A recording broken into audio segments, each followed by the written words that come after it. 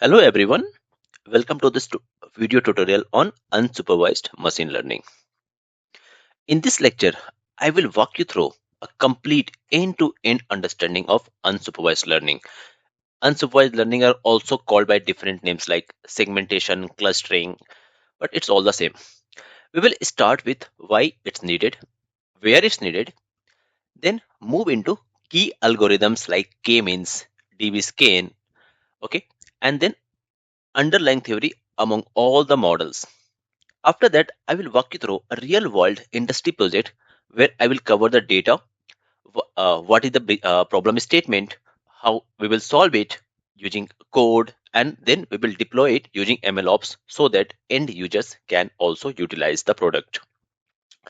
We will also discuss how these models are actually used by business teams like operations teams, marketing team, along with the kind of question that you may face in your interview, maybe from clients, right? One common challenge that I want to tell you while using the unsupervised learning is that evaluation of your model performance. Since we don't have the label data, very soon we will discuss what is the label data and all this. So there are metrics like Silhouette score or within cluster sum of squares, which may help, but they are not sufficient. You cannot convince using those algorithms or metrics. In this session, I will share a very practical method with which you can validate and explain even your clients why your models is very effective and it's the best cluster that I have created. Okay, and this kind of things are very important to explain to client, to interviewer, and these things. By end of this session, I assure you that you will feel confident in handling any question around clustering, segmentation, unsupervised learning, either related to code, deployment, business logic, any algorithm, everything. So before we begin, let's have a quick introduction about myself. My name is Shubham Kumar and I am a Microsoft plus Databricks certified data scientist with around 11 years of experience in machine learning, data science, a lot of which into the unsupervised learning as well. I have worked with multiple organizations, either startup, MNCs, and I also conduct data science seminars in offline in Bangalore and sometimes online using some other platforms like Meetup. Just for your look, these are the topics that we will be discussing, just to give you an overall idea. All right. So let's get started. Before we get into the more details, let's understand what are difference between supervised and unsupervised learning. So there is a tabular format that I have listed, which can be easily explainable. First of all, input. So both will have input, right?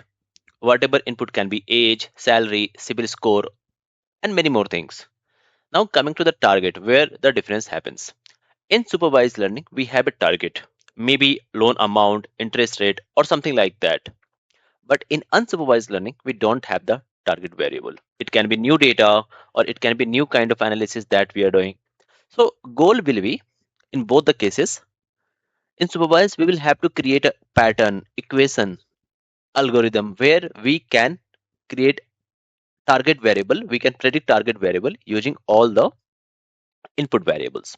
Like in this case, y equal to ax plus b. There will be some equation. But in unsupervised, we will have to find a pattern among the data sets. Like some high people with a high age, low salary, and low civil score. Similarly, people with low age, high salary, high civil score. Some kinds of pattern we will have to find out. Based on the pattern, we will target those customers. We will sell our product to those customers as per their group, right? So this is what the thing is. To make it more better, I have just brought this Excel file and where I have created example of both the things. So as you can see here, just a second.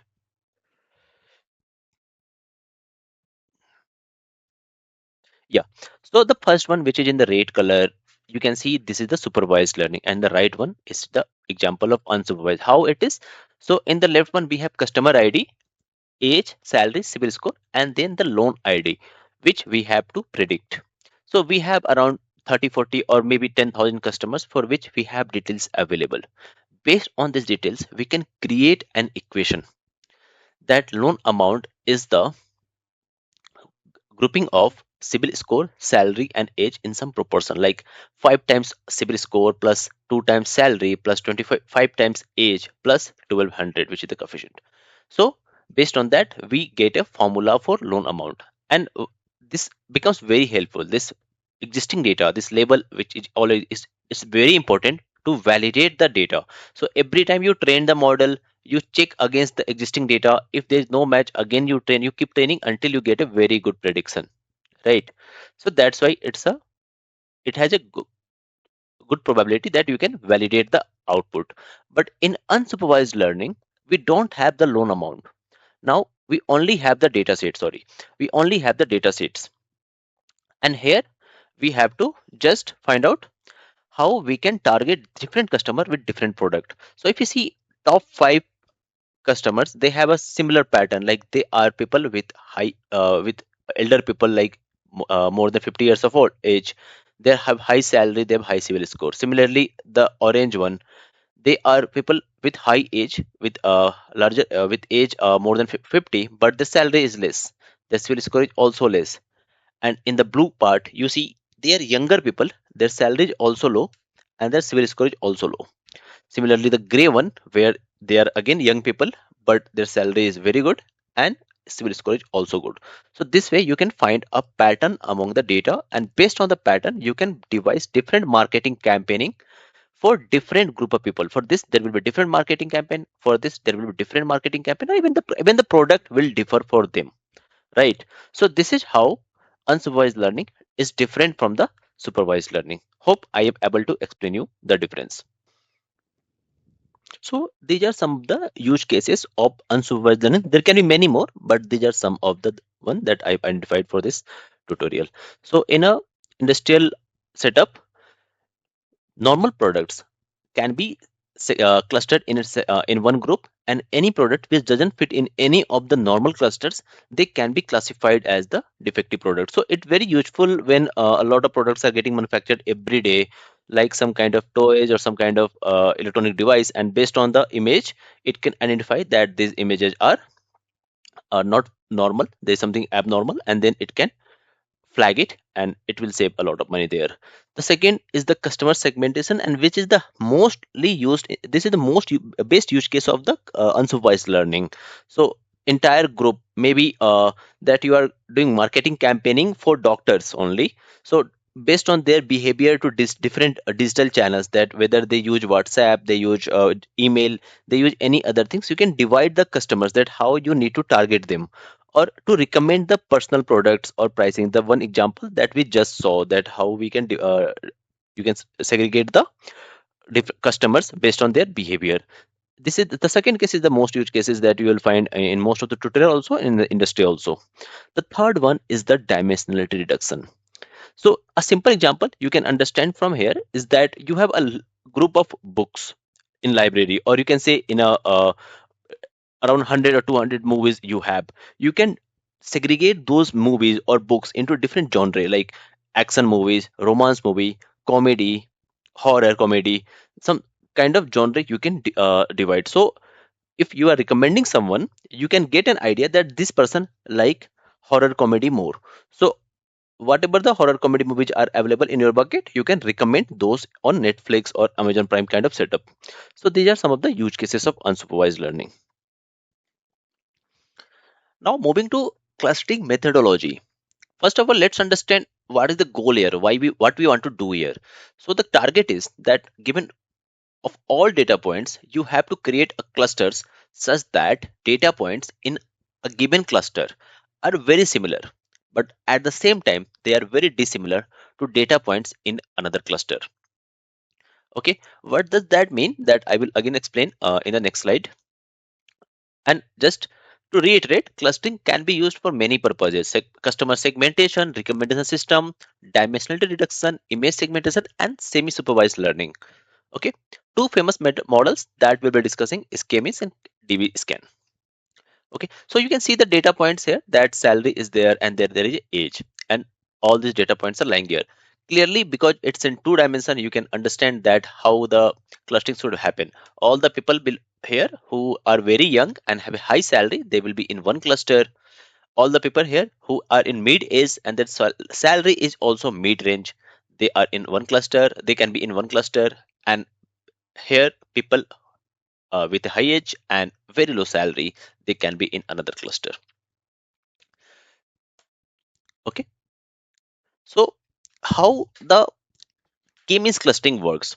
First of all, we choose k. So what happens, sometimes k is already given by the business that what should be the number of clusters, or otherwise we experiment with different values of the k to see what works best, right? Once k is decided, we randomly place k data points in the space, right? Here you can say that three clusters are there, black one, right? And these points are called centroids, basically the center of each cluster. How that is calculated, that again I will explain. Next, all the data points, once the clusters have been decided placed, sorry, centroids have been placed, random centroids, all the data points, like these are the data points, they are assigned to the particular centroid. And again, the mean of all the data points in a clusters are calculated, and again reassignments of centroids takes place. This all may sound little bit confusing, so I will explain you with the help of a diagram. Okay, let me go to the diagram. So here you can see that these are all the data points lying in the space, and I am currently working with k equal to 3, that we want to form 3 clusters. Process will remain same even 4 or 5 clusters. So first what will happen, we will create 3 random centroid points anywhere. This could be anywhere, red, green and blue, just for your understanding. Once these random centroids have been selected, we will assign its data points to the one which is closer to this one. So you can see all these 5 black points are close to red one. Similarly, these 2 are also close to red one. Okay, and all these are close to green one. All these are close to purple one. Let me click on the step 3. You can see that, okay, all these have been assigned. So once these data points are assigned to the centroids, which was randomly created, again we calculate mean of all data points in one cluster. So these all red one are one cluster, their mean will be calculated. Similarly, all the data points in the green clusters, their mean points will be calculated. Similarly for purple one, the mean points of all data points, mean of all data points in a cluster is becomes the new centroid, and the previous centroid will move to the new created centroid. Let me click on the step 4. As you can see, this will happen for all the centroids. So all the centroids have moved to a new position. Again, for each of these data points like red, green or purple, again their distance will be calculated for each centroid and they will be reassigned. Okay, which will be step 5. So you can see that these two were previously into green, but now they seems to be closer to the red one. So again, new clusters have been formed. Their mean will be calculated and again centroid will shift. This shifting of centroids will keep happening until unless we find that there is no any more shift happening with changing the with calculating the new mean. So at that point we stops. This is how the k-means clustering works. One important thing that you will realize while working on unsupervised learning or clustering on segmentation, how to find the best k value. Okay, the best part is that in many cases, client itself comes up that we want 4 cluster or 3 clusters based on the product that they have. For example, in banking, maybe they will have only 3 or 4 products, so for which they want to create only 4 clusters or 3 clusters as per their requirement. But when the requirement is not clear, how many clusters are required, so at that time, two different methodology works together. One is the WCSS, within cluster sum of squares, also called as inertia, or in a very simple way, it's also called as elbow method. Why it's called elbow method? Because when you plot it, then the shape resembles an elbow. You can see the plot. Now coming to the logic, let's suppose that you have 100 data points and you create 100 different clusters. Nice.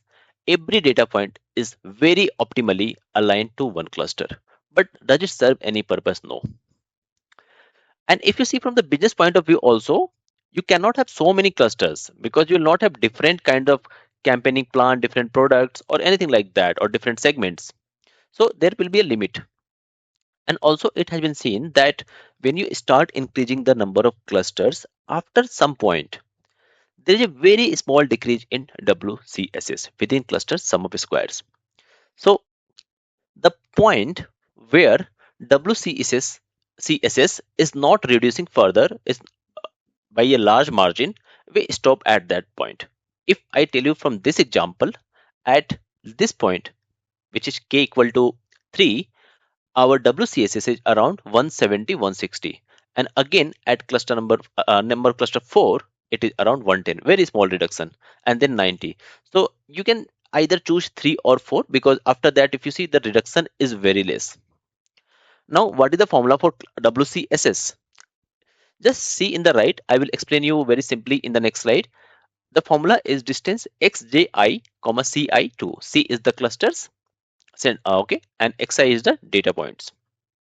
Okay, so for each cluster, or you can say for each centroid, we calculate the distance of this centroid from all the data points within that cluster.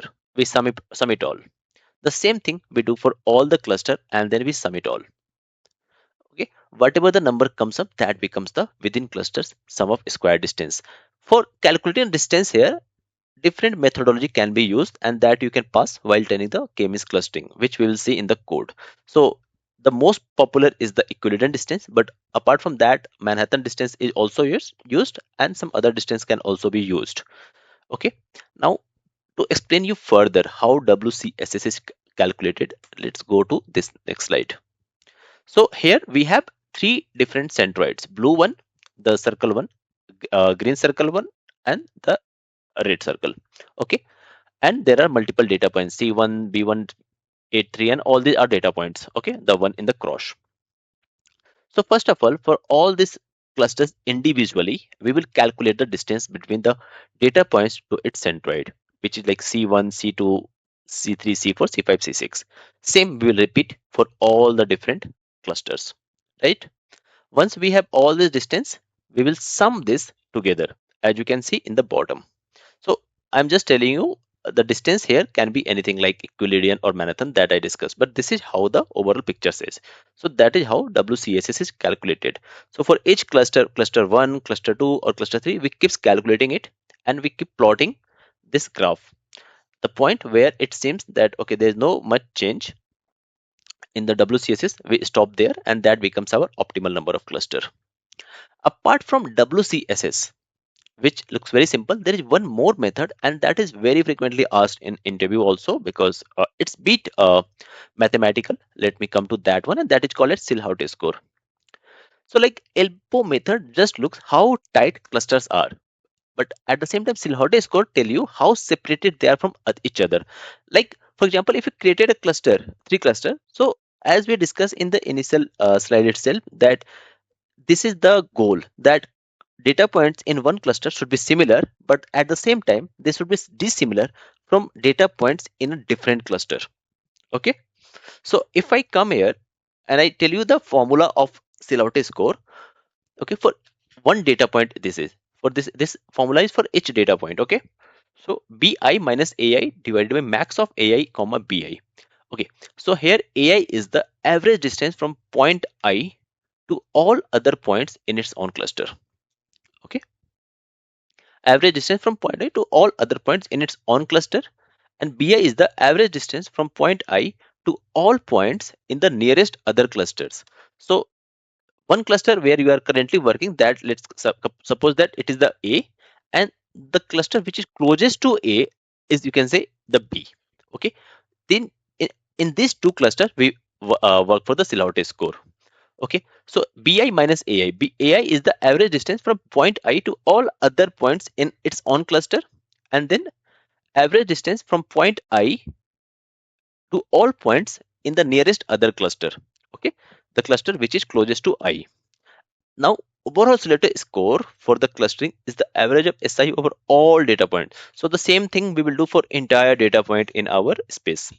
And this will become the final similarity score of the current existing clusters, which is 1 minus n and sum of all the data points sum that we calculated from this equation. Okay, now the bigger question that comes here, how we evaluate. So if the similarity score is coming +1, okay, the point is far from other cluster, which is the best thing for us. We have achieved the best clusters. If it's close to -1, it's the worst cluster. There is a lot of improvement required. And if it is 0 also, then also there is something wrong. You can see from why 0 will come, because the this data point which was in point cluster A, if we subtract it from B and if it becomes 0, it means that they are at the border point. So that's why 0 should not be, 0 is not a good cluster. So if there is a 0 or 1 similarity score, there is a chances of improvement. So when you are running the K-means algorithm, you keep basically it all happens in scalar machine algorithm itself. Also are, these are all are inbuilt. So at each point we keep checking the similarity score also and WCSS also together to find the best cluster and best number of cluster and best data points, best centroids also. Okay, so this is all about the finding the best cluster, uh, uh, an optimum number of clusters. Now since we have already seen k-means, it becomes very important to understand k-means plus plus as well. And the reason for that, there is a small problem with k-means which is solved by just doing a hyperparameter tuning of k-means plus plus. What is the problem is that in k-means, if you are creating 4 clusters, all four centroids, which is the initial centroids, are generated at the same time. Okay, due to which there can be slow convergence to the base cluster, or maybe even we do not get the base clusters. How? I will show you. See, let's suppose that this our data points. Okay, and you can see that there are 4 dense regions. This one region, this is second, third region, and this is the fourth region. And we created 4 clusters randomly. This is the 4 clusters, 4 centroids that have been created, 4 centroid points. And you can see that all these 4 centroid points, because it was random, are at the left side only. Now, even if it start converging, it will take a lot time to get to the base cluster, or maybe it may fail poorly because we will have around 10 or 20 iteration, and within that iteration, it will only get till here. Because if even at this point, if you see the WCSS, after some instance, it will look that this is the best cluster, because WCSS will not drop a lot. Okay, even Silhouette score will not drop a lot. There will be small difference because initialization was poor. To solve this problem, we have something called K-means plus plus, where we do not pick all the centers at the first time. We just pick one, and the next centroid which will be picked, that will be the farthest from the first picked centroid. You can see it. For every other point, the algorithm calculates how far away it is from the nearest center already chosen. Okay, and then it picks the next center based on basically this function. There is a probability where dx is the center distance from the nearest center, and the bottom one is the sum of distance from all other centroids. Okay, let me explain you with the example. So let's suppose in k-means plus plus, it chose this cluster, this center point in the first time. So for the next time, it will see which is the farthest point from this one. It can be somewhere here, here, or here. Okay, and based on this probability, it shows that this is the farthest point. So this becomes the second centroid points. Okay. Now after this, it has to choose another centroid points, which should be farthest away from one centroid, and also sum of distance from all the centroids should be used. So basically the function should be distance from the nearest centroid and divided by sum of distance from all the centroid points. So it can be somewhere here or here. Okay, which basically it should be farthest away from both the points. So let's suppose it comes the here only. Okay, and the fourth centroid which will be chosen will be again farthest away from, you can see, all 3 data points, that all 3 center points that have already been chosen. So it is definitely going to be somewhere here only. That is the farthest point from all these Okay, and this point becomes the last center point. So you see that just because of this smart initialization, in just 4 or 5, maybe in 10 iteration, it will achieve the best place in the space. So all these centroids will be aligned at the base point. So it will save effort, save system resources, and also there are high chances that we will get the best cluster in our system. So whenever you are using KMeans, it's always advisable use KMeans plus plus, and it's a simple to use. Just we have to use a hyperparameter here. It saves your number of iteration. It achieve best cluster in a minimum time. So the cluster that will be achieved will be optimal. So K-means with K-means plus plus is the best way to go for the clustering. Now we will discuss about the DBSCAN, and then we will move towards the coding part. Thank you. Now the question comes, why do we need DBSCAN or any other algorithm? Well, K-means is performing so good. Okay, the answer can be given by this particular arbitrary shape data point. Now suppose this is the data point that our data set is showing. Okay, do you think that we can apply K-means plus plus or K-means here and it will give us a best result, best cluster, optimal cluster? Let me see if I apply K-means, any kind of K-means, how this shape will come into picture. This is how K-means will work on this particular shape. You can see that it will create one cluster here. Okay, another cluster this side, another cluster this side, and another cluster this side. 4 cluster if I want. But do you think that this is an optimal? No, not at all. How it should be that this should be one cluster, the center one, which looks like an eye. Similarly, this should be like another cluster. This should be which looks like a mouth. This should be another cluster, and all this circle remaining one that should be another cluster. Because this is how the data sets looks like. This can be achieved by DBSCAN. If we apply DBSCAN on this data set, this data points, this is how DBSCAN will perform. Not exactly same, there can be little bit fluctuation based on how we tune our model. But this should be the ideal clustering and this will be achieved by DBSCAN. So how does DBSCAN works?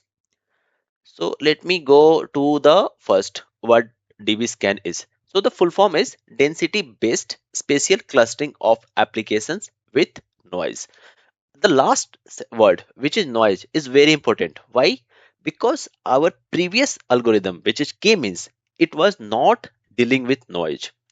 Even if there is outlier in the data, it will try to bring it into its cluster, which is not a good thing. In machine learning, we should not try to cover outlier. We should ignore outlier, and that is where DBSCAN works very well. So it again comes down to the business questions, whether they want to cover each and every data points, then yes, K-means will be used. And in many cases, they want to be consider even outliers in our segmentation because they want to target those people also. But in the cases where they want to ignore outliers or we will have arbitrary shape of our data points, then DBSCAN works better than K-means plus plus or K-means. Okay, so you can see that this method basically works on the idea that cluster is a group of high density data points and which is separated by density of region of low density noise like outlier. Okay, so it basically divides entire data set into two kinds of points. One is high density and another is the low density, which is outliers. This is shape agnostic. Any kind of shape can be handled by DBSCAN. Okay, and effectively ignore outlier. When you are working with DBSCAN, two things are very important here. One is the epsilon and the second is the minimum number of points. Epsilon is distance. So from a point A, within a distance epsilon, how many other points are there that categorize that point A into three categories. I'm repeating the sentence again. So from point A, within distance epsilon, how many other points are lying that makes that point A into three different categories which are called either core point, border point or noise point. Just let's see the definition of these things. These are very important questions from the interview point of view, and when you are working, when you are doing the tuning of the model, then also this is very important. Core point is that, as I mentioned, point A. So from point A, if my minimum points value is, let's say, 5, within epsilon distance from point A, if there are 5 other points are there, the point A will be considered at core point. If there is a point from which within epsilon distance 5 points are not there, but at least 1 or 2 core points are there, then that point becomes the border point.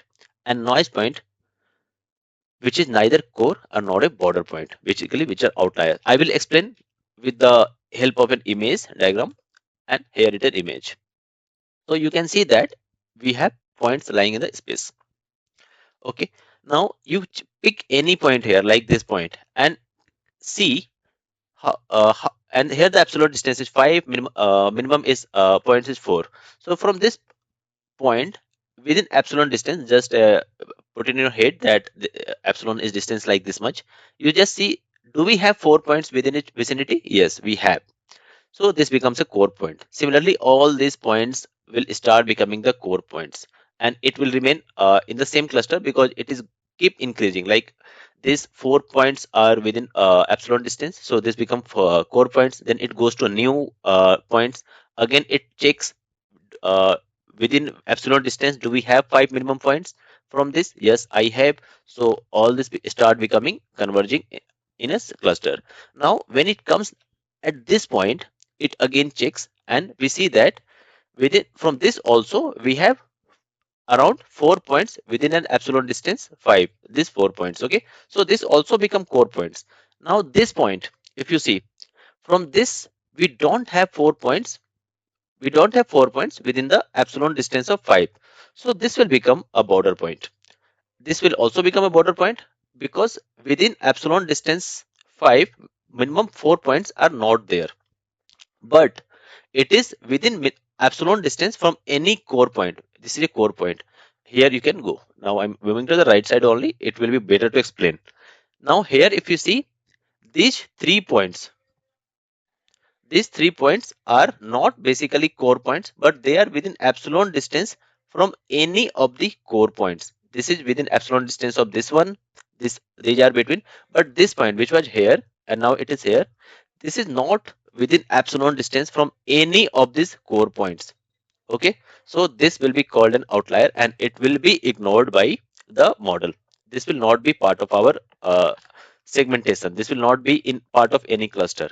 Now how different clusters are created? So when all these points are created, they become part of this cluster. Now it moves to other data points, and for this it sees that it is not part of any of this core point or border point, so it becomes a separate point. And within this again the same process starts. It starts searching for 4 points within the epsilon distance 5, and we have 4 points, so it start doing the same thing and it becomes another cluster. Similarly here also, and all the other data points which are not within epsilon distance of any of the core points, they become the noise point. So it's a simple logic wise. Implementation wise, yes, we will have to fine tune with epsilon distance, minimum distance, and we have to keep experimenting until we get a good cluster, good clusters. Okay, here also you can use the Silhouette score, right? Before we jump towards the coding side, let's see a business situation where clustering can be very useful. And this is an actual use case which can be applied across industry. Either you are working with healthcare, real estate, e-commerce, supermarkets, insurance companies, banking, anywhere you are working. This is something that is a product which can be used anywhere. Okay. Now imagine a situation that you have a customer and you run a company of let's say banking products. You have you are working for a bank and you have some products from banking. You are reaching the customer through every single mode that you can think of.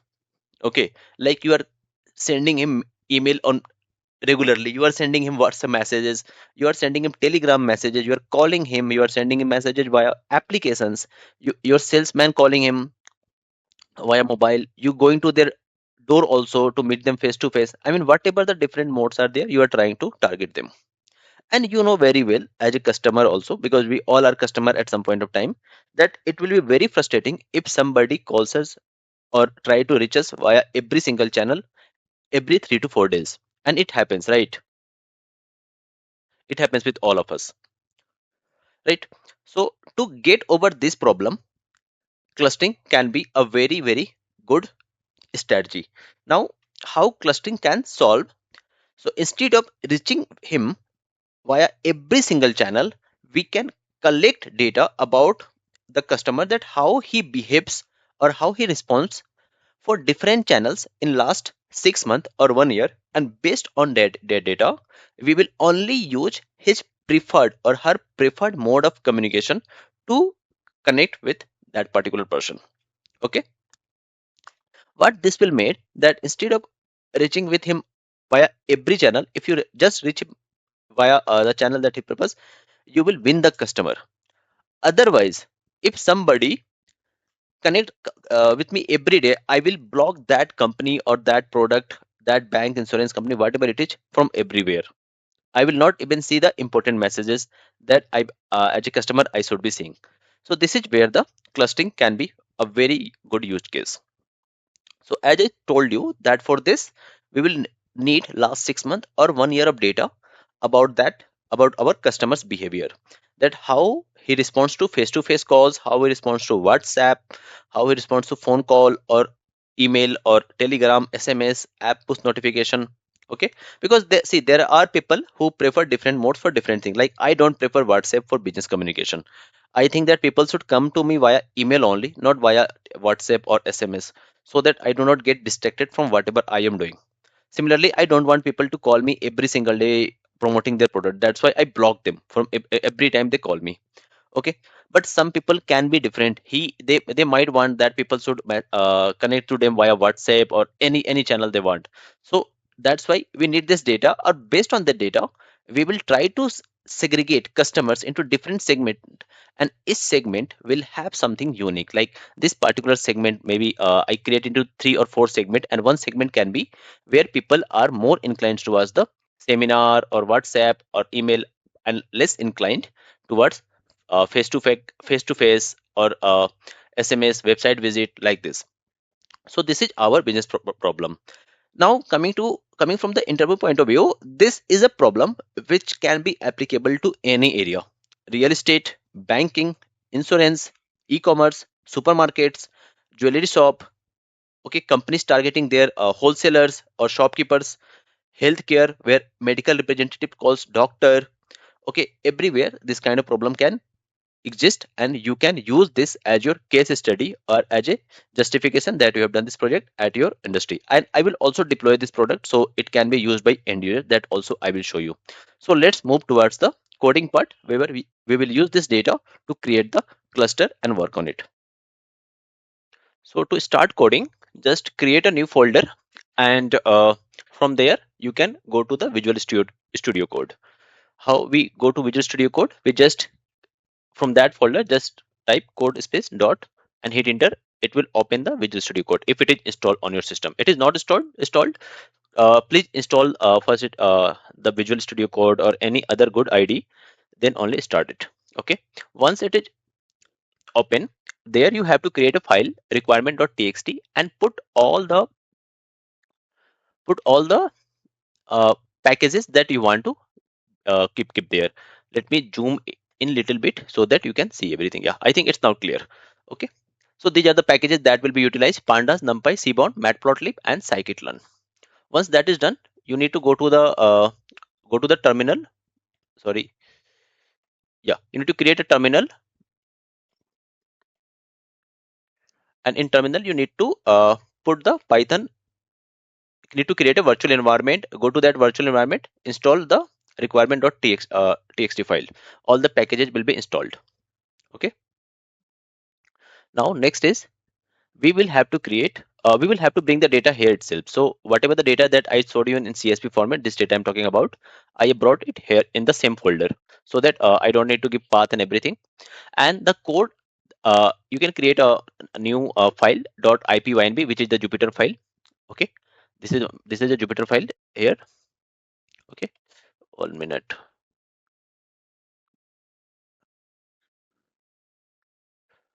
Okay, it's coming here, new terminal. Yeah.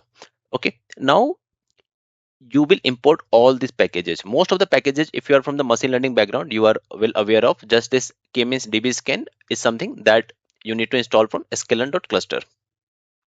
Okay. Similarly, Silhouette score also will come from sklearn.metrics. Once the packages are installed, you need to bring the dataset into this Visual Basics, into this code using the pd.reader.csv. You can see the shape and different columns that we have. Okay. I will not spend much time on this data cleaning or EDA part, because this is a synthetic data, very similar to the actual data. Obviously, no any company will give their actual data like this kind of private data. Okay, but you can see that data is very good. There is no missing value, so I will not go into those kind of things. Yeah, correlation you can see, and why I'm showing you correlation. Let me tell you why. So you know that if two columns have high correlation, we can drop any one of the columns. And here, if you see that this app push notification have very high correlation with WhatsApp, but this is just random coincidence, because see, there is no any correlation between WhatsApp messages and app push notification. So I will not going to drop any column here because of the correlation part. So even if it shows very high correlation, we don't need to delete it, because every column have something separate, and if anybody, any customer can have a separate affinity, different affinity for different channel or different messaging type. Okay, now we will just see outliers. If we have outliers, we have outlier, but you know that, as I discussed in the theoretical part, that k-means plus handles and outliers also. So I will not drop any outlier for now. I will just keep it as it is. No, sorry. Yeah, I will not keep any outliers for now. Okay. Now coming to, I need to drop the customer ID column here, because it can, damage our, model efficiency. Okay. Now data scaling will be required. So I will be using min max scaler to do the data scaling. Even I can use the standard scaler. So you know how min max basically works. It brings all the numbers into a range of, into a same range. Okay, mostly it into the same range. Now I will apply that this min max scaling on my entire data set on that is X. Okay, and then the real training starts, where I am using k-means with k-means plus plus initialization, and I show you the reason why we need this. I'm taking the range only from 2 to 7 clusters. I'm not going beyond actually it will take only six clusters, and that is too much. Hardly any organization will ask you to go beyond this. If they're asking, you can go. Maximum iteration means that within each cluster, like if it is running with the 2 cluster, it will run maximum 200 times. If you do not specify this parameter, it will take by default 300. Okay, so this is clear. I'm just creating my k-means and just putting the WCSS to see for each cluster, number of cluster, what is my WCSS, and at the same time I will also plot it. So see, when I'm running the cluster for each cluster, number of clusters, like 2, my WCSS is 2400, then directly dropping for 3, and then there is a very small drop for 4, and then small drop for 5 and 6. So from this, you can either select 3 or 5 from WCSS side. But now let's see what happens when we plot the Silhouette score. So here also we will do the same thing, and here we will see that what happens with the Silhouette score for different clusters. Okay, so I'm just plotting again for different cluster here, and you see that Silhouette score is good when it is close to 1, and it is very bad when it is close to -1. So the maximum Silhouette score we are getting is for total number of cluster 3. And there also in WCSS we saw that for 3 we are getting quite good result. After that, there is not that much difference. It was 1400, and then it's around 1000 only, but the clusters are increasing a lot. And as I told you that it's better to keep the cluster on a minimum side.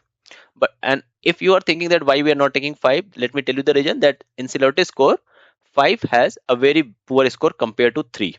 Okay, so even from WCSS side and Silhouette side, from both the side, if you see, 3 looks optimum, but 5 is good from WCSS side, but not very good from Silhouette side. Okay, so we will go with the 3. Even if you see, if you ask the model itself that which according to it is based on the Silhouette, it's 3, and based on overall, uh, it's like okay. And what is the overall score for Silhouette?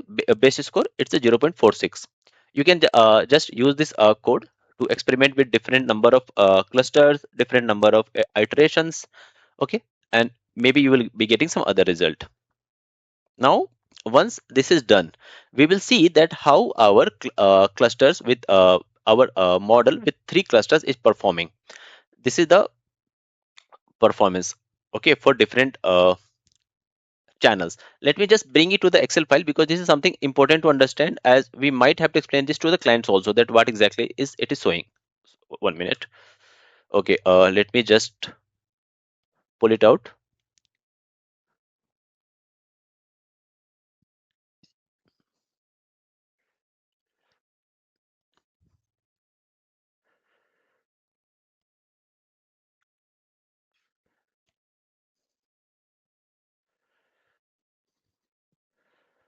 Okay, if I put it in Excel, I think I will get it in a better way now. Yeah, now it's fine.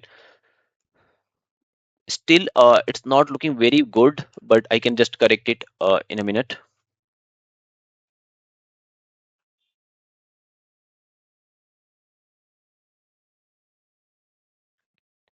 See, now there is a customer. Okay,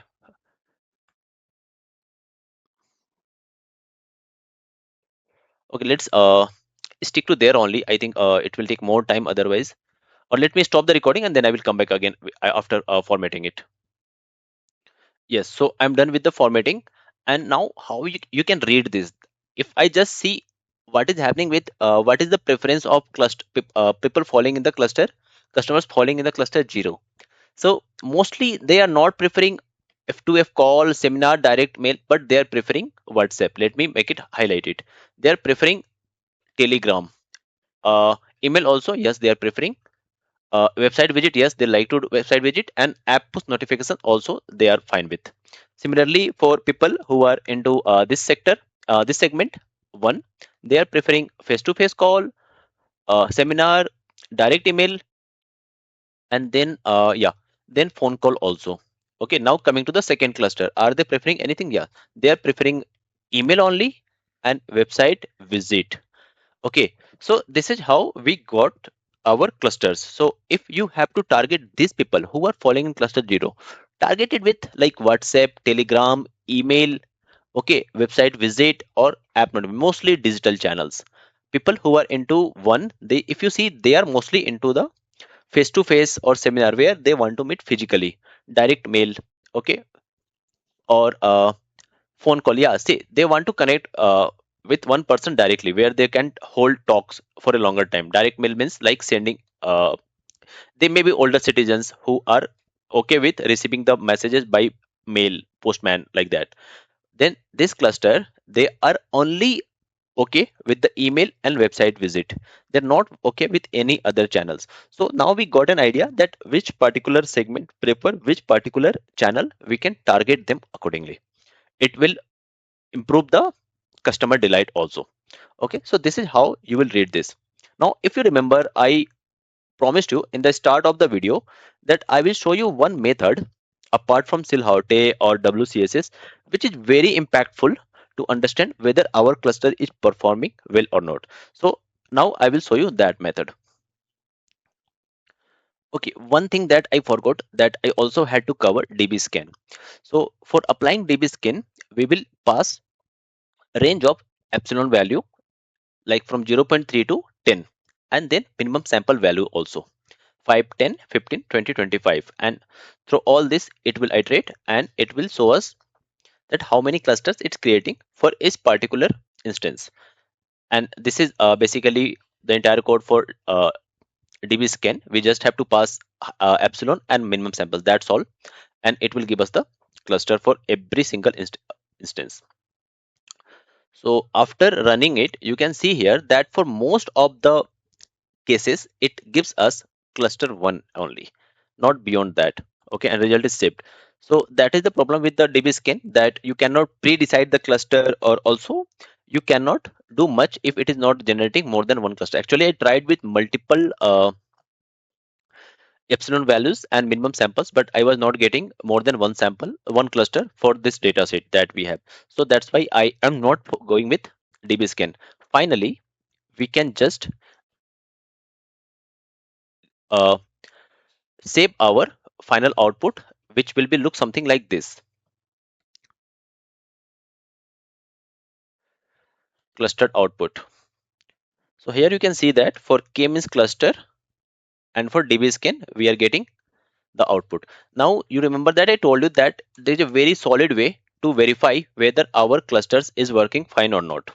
So first of all, let me just highlight the input columns, which are these are the columns, and then output column, which is our KMeans cluster. What we can do, we can create a classification problem from this one, where these are the input variables and this is our final classification. And what we can do, we can take 80% of this data to train all the classification model that is possible, like logistic regression, decision tree, random forest, XGBoost, and some others. And then test that model on our test data. If the accuracy is more than 80-85%, then it means that our clustering methodology have done wonderful. Because if because KMeans have also tried to generate a pattern, and if any of the classification model is able to catch that pattern which KMeans have generated, it means that our clustering is performing very well. So I have done this code here, train models.py, and for that I have used XGBoost uh, to do the performance. And also two or three models I've used. I will just go through this. So first of all, we will use the clustered output.csv, the one that I just talked about, and we will drop two columns here. Okay, we don't need it. And then I will just keep in X all the columns except the KMeans cluster, and in Y KMeans cluster. Okay, we can take 80% data here for training. Decision tree, random forest, we have different hyperparameter tuning, and XGBoost also. Now for each one, I will keep running and keep checking the result. And if I just run it, you can see the result. Let me run this particular model.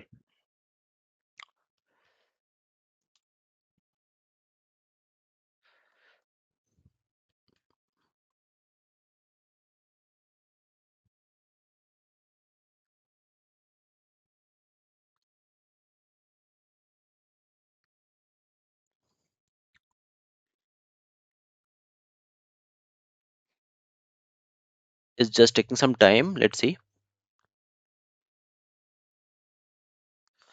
See the reason because it's taking time, because we have so many different models we are running with different parameters. Now we have got the output. You can see that for most of the model, the accuracy is very, very good. Like both on validation accuracy, 99%, test accuracy we also 99%. Similarly for random forest also, it's almost 99% accuracy. For decision tree, obviously because we are just training one single tree, the accuracy on test is little bit less, but it is very good.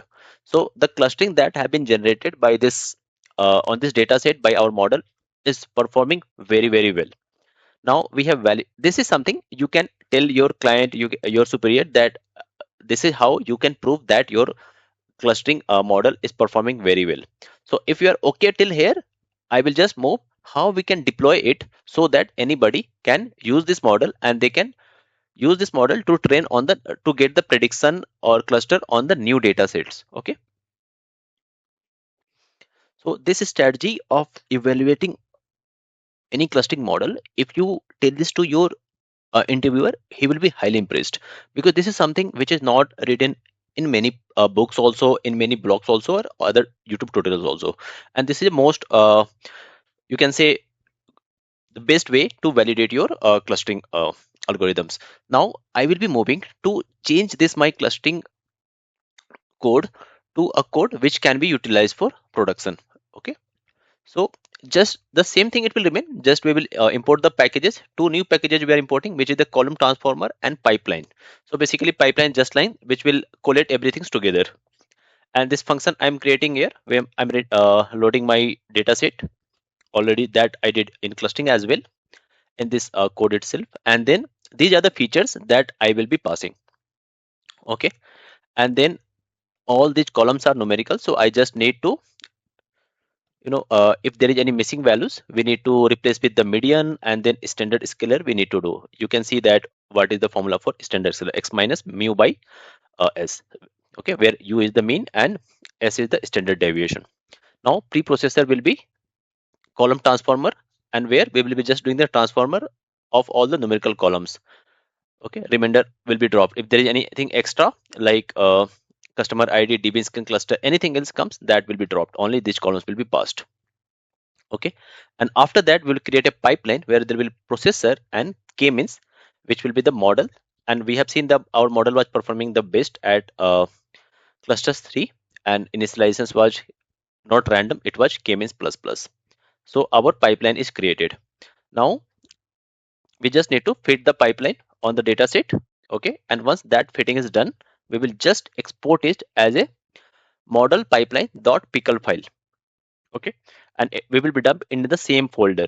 So you can see that it is created here.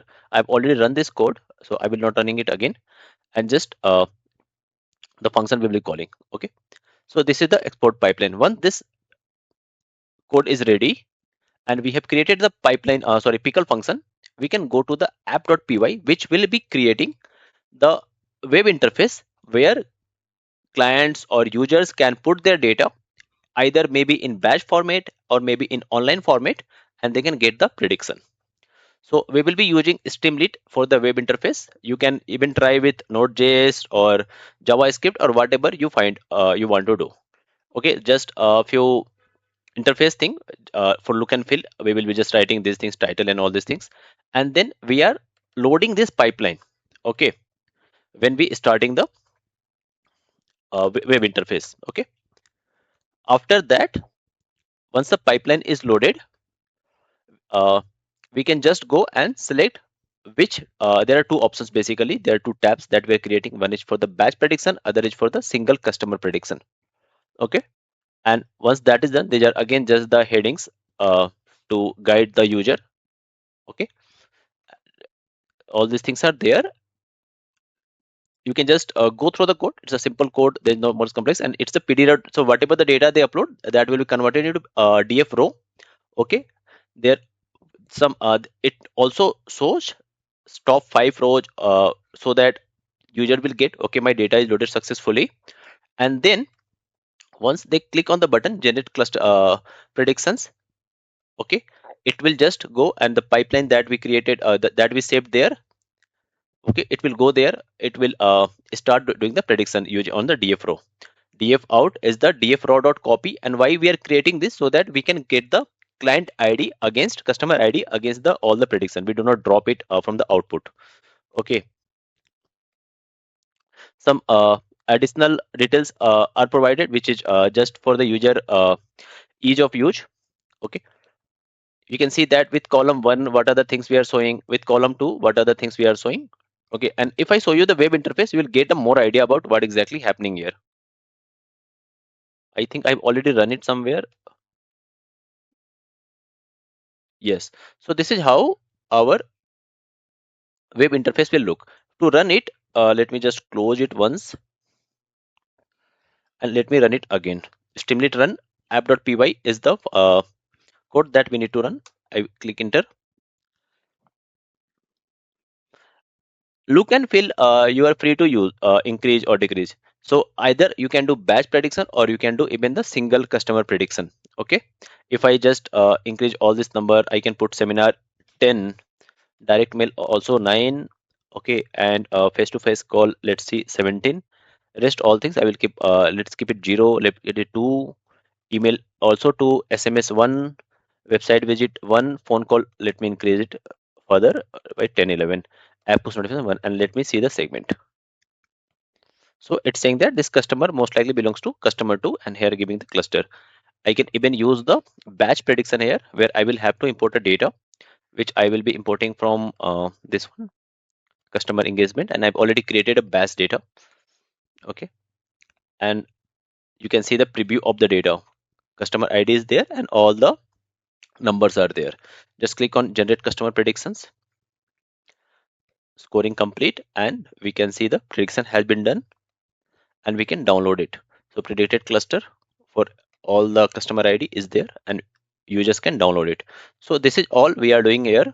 There's no some fancy stuff is there because I imported this code from some LLM, and that's why they have done something like with column one, like left side and right side, they have created. You can see that this side I'm talking about. Yeah. So which of the columns will coming in the first row, first column, and which are coming in the second column? That is all they have done here. So nothing to worry about this.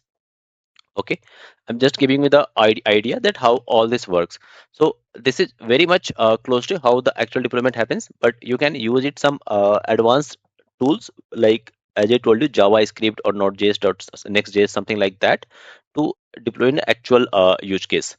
So till this is the overall picture, like starting from idea to coding to implementation to deployment, all the things I've explained to you very well, and I hope you will be able to use this. I will share the link of the code and everything, data and everything, in a GitHub account in the description link itself. You can use that. In case of any question, you can comment below the video. I will try to answer your query. I will also paste my LinkedIn account in case if you have any query, you can message me there also. Okay, thank you.